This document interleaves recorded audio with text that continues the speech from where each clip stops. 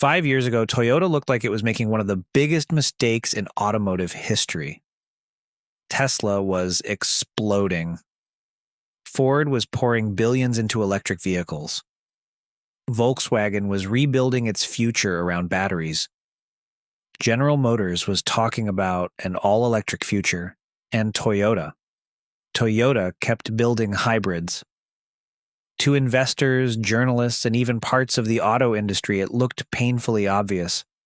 Toyota was falling behind, but then something happened that almost nobody expected.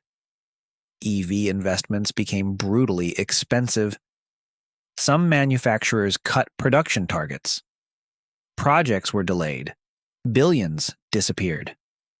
And while competitors struggled with the cost of the electric transition, Toyota's hybrids started selling faster than ever. Then came the number that changed the conversation. Toyota generated more than $30 billion in annual net profit.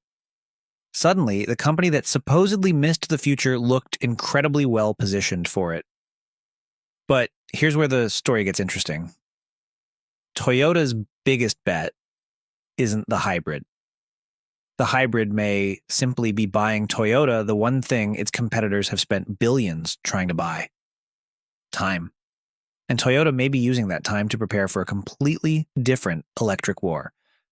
To understand why, go back to the beginning of the EV gold rush.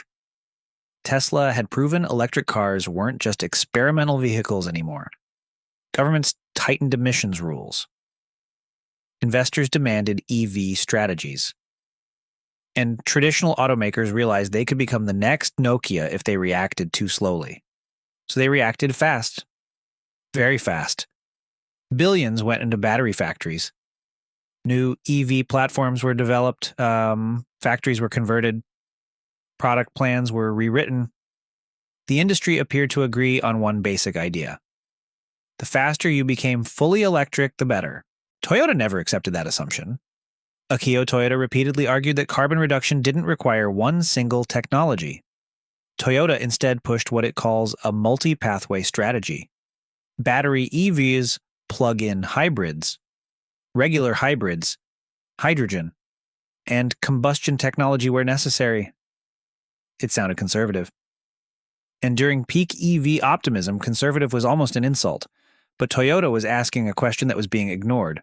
What happens if consumers don't change as quickly as manufacturers expect? Because making an electric car is one thing. Making millions of electric cars profitably, at prices normal families can afford, while providing convenient charging infrastructure, is something completely different. And that's where Toyota already had an enormous weapon: the hybrid.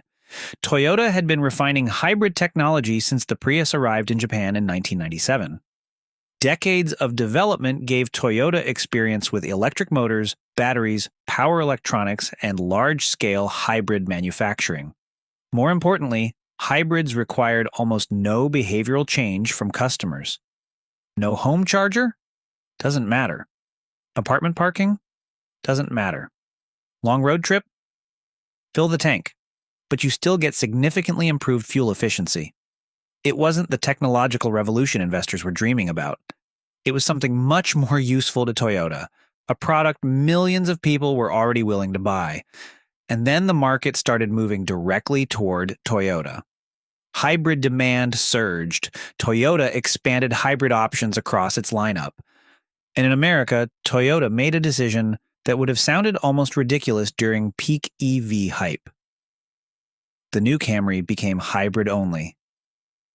Not fully electric. Hybrid. One of the most mainstream cars in America became evidence that customers wanted electrification without necessarily wanting a charging cable. Meanwhile, the EV economics became increasingly painful for some competitors. Ford's electric division reported billions of dollars in losses. Several automakers adjusted EV targets, delayed investments, or reconsidered how quickly they could move away from combustion engines. But this is where people often get the Toyota story wrong. EVs did not collapse. Globally, electric vehicle sales continued growing. China became an enormous EV battlefield. Tesla remained a major force. BYD became one of the most dangerous automakers on earth. Toyota didn't bet that electric cars would disappear. It bet that the transition would be uneven. Different countries, different infrastructure, different incomes, different customers, different timelines, and every extra year of strong hybrid demand gave Toyota something incredibly valuable: cash, manufacturing volume, customer loyalty, and most importantly, more time for battery technology to improve. Because behind Toyota's hybrid strategy is another bet entirely: solid-state batteries. Most modern EV batteries use liquid electrolytes. Solid-state batteries replace that liquid component with a solid electrolyte. The potential advantages are enormous: higher energy density, lower weight, faster charging potential, and potentially improved safety. Toyota has spent years developing this technology and has discussed commercialization later this decade. If Toyota can actually manufacture solid-state batteries reliably and economically at automotive scale, the consequences could be enormous. Because suddenly, waiting doesn't look like hesitation. It looks like capital discipline. Imagine two companies. Company A spends billions immediately scaling today's battery technology because it believes speed matters more than anything. Company B keeps selling profitable vehicles while developing what it believes will be a better battery for tomorrow. If battery technology improves slowly, Company A has the advantage. It gets scale, experience, suppliers, customers. Company B falls behind. But if battery technology changes dramatically, Company B may avoid locking billions into technology that becomes less competitive. That is the gamble Toyota is making. And it is absolutely still a gamble. Solid-state batteries have been promised for years. Building prototypes is one thing. Mass-producing hundreds of thousands of affordable, reliable battery packs is completely different.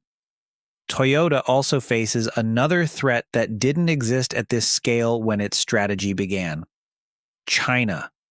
Companies like BYD aren't waiting. Chinese automakers are driving battery costs down, improving EV technology, and expanding aggressively. Tesla already has years of real-world EV manufacturing experience. Charging infrastructure continues improving. So Toyota's greatest strength could still become its greatest weakness: time. Waiting looks genius when everyone else moves too early. Waiting looks disastrous when everyone else figures it out before you arrive. That's why Toyota hasn't won anything yet. And that's what makes the next few years so important. If Toyota launches truly competitive next-generation EVs, and successfully brings solid-state batteries to meaningful production, its hybrid era could be remembered very differently. Not as the period when Toyota refused to embrace electric cars, but as the period when Toyota financed its way toward a better moment to enter the fight. And that's the key distinction. Toyota never needed EVs to fail. It only needed the transition to take longer than everyone predicted. Long enough for hybrids to keep generating money, long enough for infrastructure to improve, long enough for battery technology to evolve, and long enough for competitors to discover just how expensive forcing a technological transition can become. The auto industry spent years asking one question: who can become electric the fastest? Toyota asked a different one. When does becoming electric actually make the most sense? We still don't know which question will win. Toyota could emerge from this transition looking brilliant, or it could discover that it waited one generation too long. But one thing is already clear: Toyota wasn't standing still, it was buying time. And in the automotive industry, time might be the most expensive technology of all.